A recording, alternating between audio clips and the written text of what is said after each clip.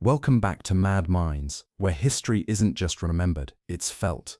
Tonight we travel into the heart of the Mesoamerican jungle, where the Maya once built cities of stone that touched the sky, carved calendars that measured eternity, and spilled blood to keep the sun alive. But this isn't just the story of their greatness, it's the story of their disappearance. Because one day, the rituals stopped working, the rains failed, the stars shifted, and the gods who had demanded sacrifice for centuries, went silent. So here's the question. What happens when a civilization built entirely on faith finds that heaven has turned its back? Stay with us, because the truth behind the Maya collapse is darker and stranger than anyone expected.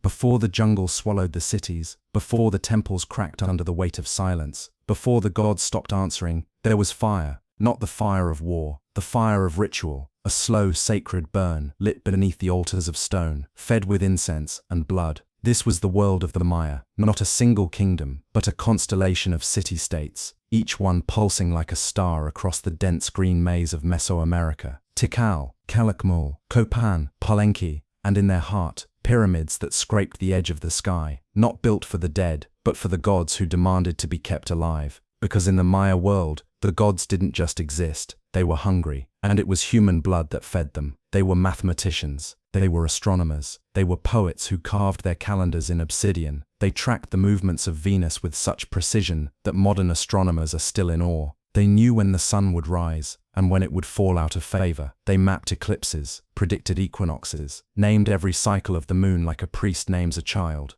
But they did not do it for curiosity. They did it because the stars were alive, and if they were not honored, they would turn against the earth. The Maya believed that time itself was sacred, not linear, not forward, cyclical. They lived in a world where every moment had happened before and would happen again. Each day carried a spiritual weight. Each year was part of a great cosmic breath. Their calendars, not one, but many, wove time like a web, measuring the divine rhythm of reality. And at the center of this rhythm was blood. The blood of kings, the blood of warriors, the blood of the willing. Not all sacrifices were killed. Some bled themselves voluntarily. They pierced their tongues, their earlobes, even their genitals, letting blood drip onto paper, which was then burned as an offering. The smoke rose into the air, a message, a gift, a contract. We give, you protect. And the gods, cruel, beautiful, alien gods, listened. There was Kinich Ajar, the sun god, who rose each day in a canoe paddled by spirits. There was Chuk, the rain god, with lightning in his hands. There was Givalba, the underworld, the place of fear, the land of bones and trials. The Maya did not see death as an end. They saw it as movement,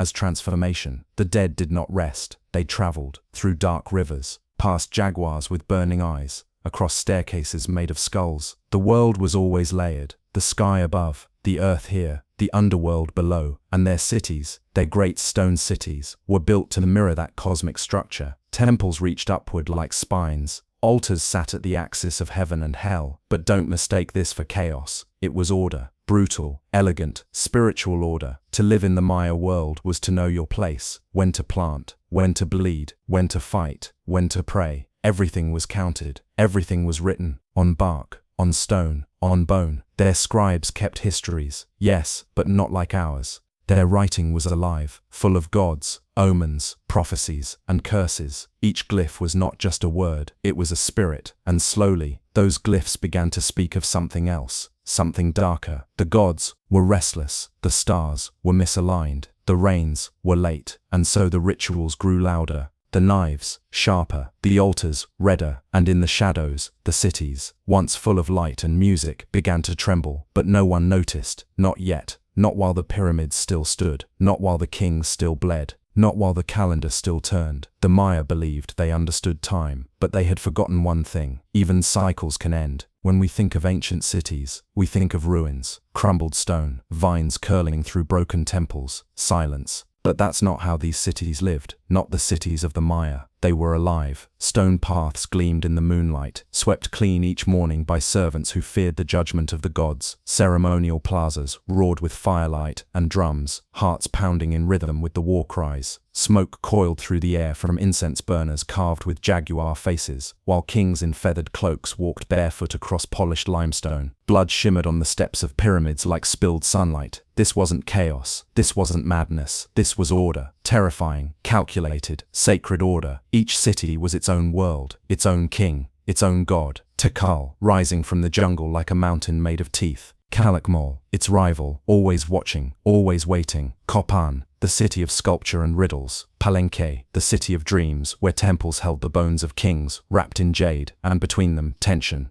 A slow, burning tension, like the jungle before a storm. Because the Maya didn't just fight each other, they performed war. They choreographed it. They believed that war wasn't for destruction, it was for the gods. You didn't kill your enemy. You captured him, tied him, painted him, presented him before the people, before the sun. Then you offered his blood, and the gods were pleased. But something changed. At first it was small. A raid lasted too long. A prisoner resisted too loudly. A victory came at too high a price. The kings, once divine, started to fear one another. Tikal and Calakmul clashed like titans. A war that lasted a century, back and forth. Alliance and betrayal. Each battle, a ritual. Each death, a sacrifice. But no one won. The gods wanted blood, and they got it. But the cities began to wither. And then came a new kind of king. Not a priest king. Not a scholar. A warlord. He didn't read stars.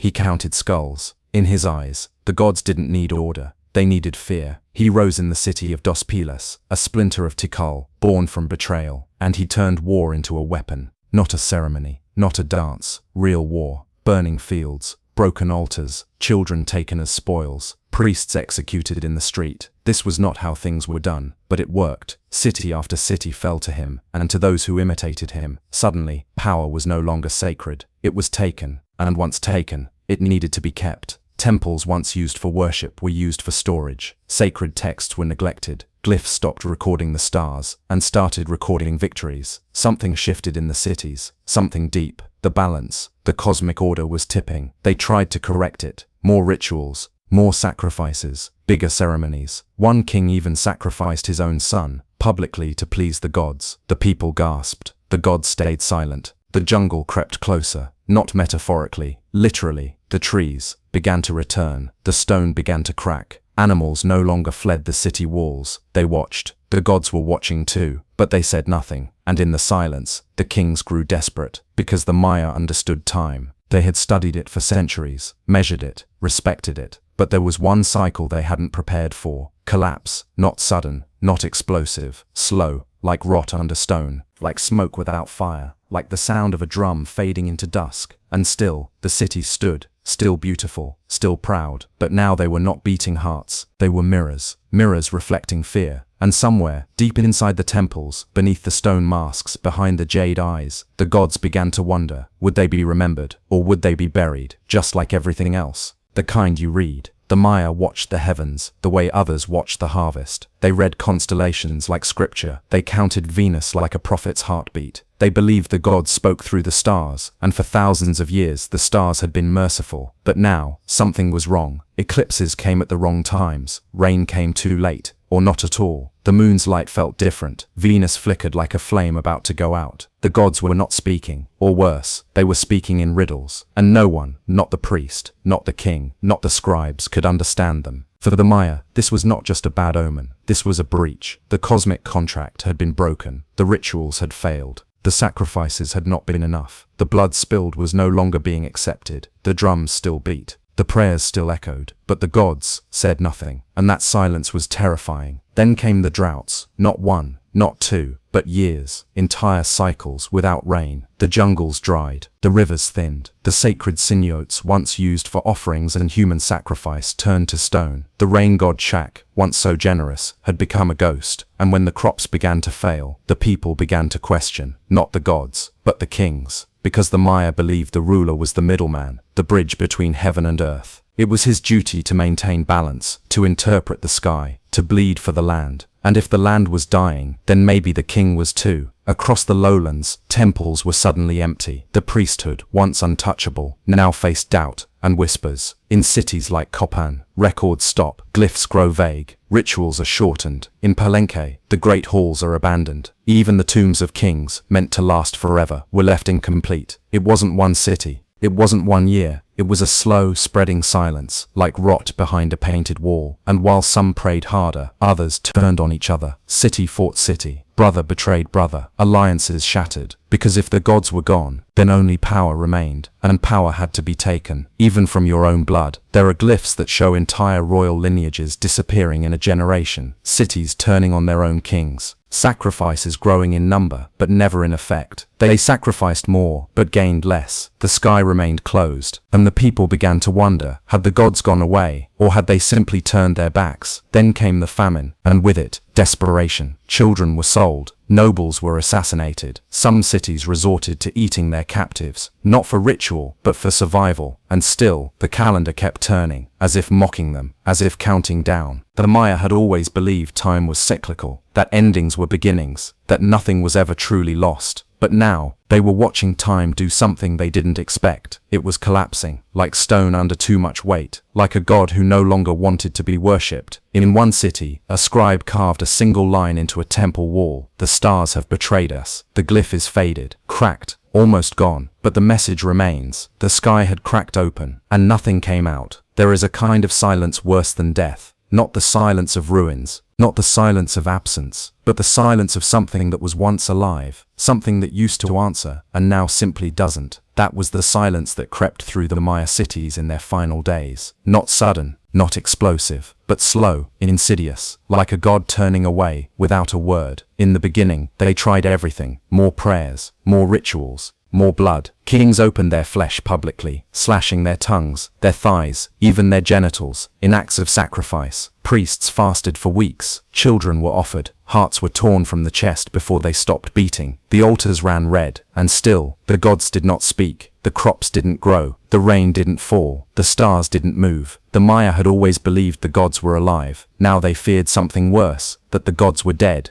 The last kings ruled over cities already falling apart, walls cracking, roads overtaken by vines, markets empty, glyphs half-carved. In some places, scribes stopped writing entirely, as if they no longer saw the point. They had always written for the gods, but the gods were no longer listening. Some kings vanished from the records without explanation. Others were killed by their own people. A few fled, abandoning their sacred cities in the night. In Copan, the last known monument describes a king with no heir, a broken line, the end of a dynasty that once claimed divine blood. In Tikal, the city of gods, the great ball court stood empty, where once men had played for their lives. In Dos Pilas, the war-born kingdom, bones were found in royal chambers, unceremoniously discarded. No burial, no prayer, no tomb, just bodies. The priesthood turned on itself. Desperate to reclaim meaning, they rewrote prophecies, claiming this age was always meant to end, that the gods had promised to return, but not yet. And not here. And so the people waited. And while they waited, they left. They didn't burn their cities. They didn't destroy their temples. They abandoned them, walked away from stone homes, sacred pyramids, and palaces of power. They slipped into the jungle, into smaller villages, into foreign territories, into silence, and the jungle began to take back what was built. Roots pushed through altar stones, trees cracked temples open, rain softened every edge, the earth swallowed the gods. And yet, not everything disappeared. In hidden corners of the ruins, small offerings continued, pieces of pottery, shells, tiny carvings of maize or animals, not for the gods of empire, but for something smaller, something closer. As if the people weren't rejecting the divine, they were just done listening to the priests. The gods hadn't spoken in years. The kings were gone, the cities were dead. But faith